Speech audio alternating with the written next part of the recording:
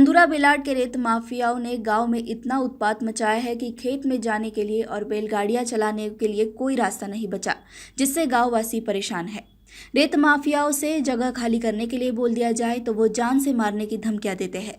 रेत माफिया कहते हैं कि कलेक्टर, एनडीएम और तहसीलदार केवल मिट्टी जब्त कर सकते हैं, रेत का स्टॉक उठाने की हिम्मत कोई नहीं करता। इसलिए ग्रामवासियों ने अनुरोध किया है कि माफियाओं ने ट्रैक्टर पर सिस्टम लगाकर अवैध स्टॉक जमा किया है, उसके खिलाफ अपराध दर्ज किए जाए और पुलिस को रेत माफियाओं की जांच के आदेश दिए जाए। बुल्डाना से मनोज सनांसे की रिपोर्ट। 24 को बेलाड शिवार के अंदर 1775 बरास अवैध साठा मान्य उपविभागीय अधिकारी यांच्या आदेशाने नांदुरा तहसीलदार यांनी जप्त केलेला साठा लिलाव न होता परस्पर रेती माफिया यांच्याकडून उचलण्यात येत आहे। त्यानिमित्त याची सकल चौकशी करून सदर रेती माफियावर यांच्यावर कडक कारवाई करण्यात यावी व त्यांच्यावर गुन्हे दाखल करण्यात यावे। त्यानिमित्त आज निवेदन मान्य तहसीलदार साहेब नांदुरा यांना देण्यात आलेलं आहे।